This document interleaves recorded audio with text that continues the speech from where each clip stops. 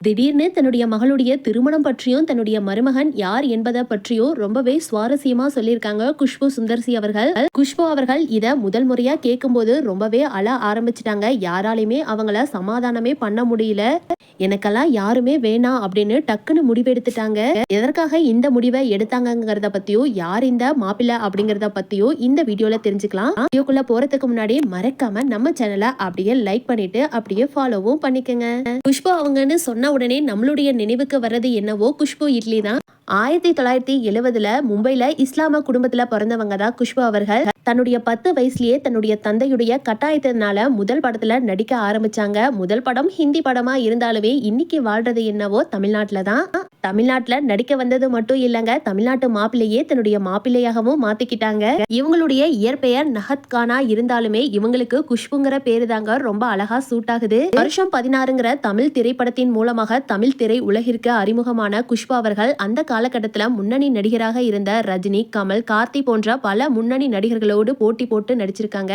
Top 10 ஹீரோயினாக இருந்த குஷ்பு அவர்கள் முறைமாமன் திரைப்படத்துல நடிக்கும் போது தன்னுடைய டைரக்டராக இருந்த சுந்தர்சி அவர்களை காதலித்து திருமணம் செய்து கொண்டார். திருமணம் ஆகிறதுக்கு முன்னாடியே மிகப்பெரிய பிரச்சனை என்னன்னா குஷ்பு அவர்களுடைய உடல்நிலை கொஞ்சம் சரியில்லாத இருந்த காரணத்தினாலேயே இவங்களுக்கு குழந்தையெல்லாம் பிறக்காதுன்னு டாக்டர் தெரிவிச்சிருக்காங்க. ஆனா தெய்வம் என்ன நினைச்சதுன்னா இவங்களுடைய வாழ்க்கையை இன்னும் அழகானதாக மாற்றி கொடுக்கணும்னு நினைச்சதோ என்னமோ இவங்களுடைய வாழ்க்கையில அனந்திகா, அவந்திகான்னு 2 மகள்கள் வந்து பிறந்தாங்க.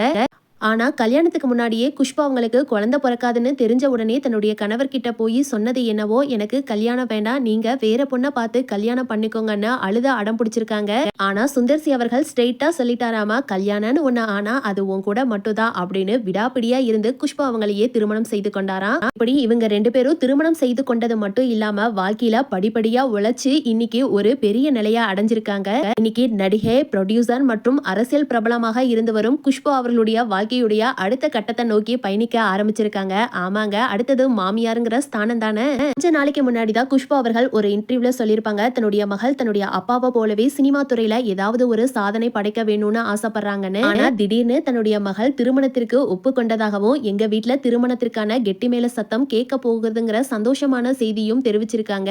ஆமாங்க, குஷ்பு அவர்களுடைய மகளான அவந்திகா அவர்கள் நடிப்புக்கான படிப்பை லண்டன்ல முடிச்சிட்டு மலையாள திரைப்படமான ஆரம்பம் திரைப்படத்துல அறிமுகமானாங்க. தன்னுடைய தோழிகளான சரண்யாவுல ஆரம்பிச்சு ராதிகா மேம் வரைக்கும் இன்னைக்கு அவங்களுடைய பொண்ணுங்க எல்லாருக்குமே திருமணம் செய்து வைத்துட்டாங்க. அதே போல தன்னுடைய மகளுக்கும் திருமணம் செய்து வைக்கணும்னு ஆசைப்பட்டிருக்காங்க குஷ்பு அவர்கள். உடனே மகள் கிட்ட சம்மதம் கேட்க அவங்களும் தன்னுடைய காதலனை அறிமுகப்படுத்தி வச்சுட்டாங்க.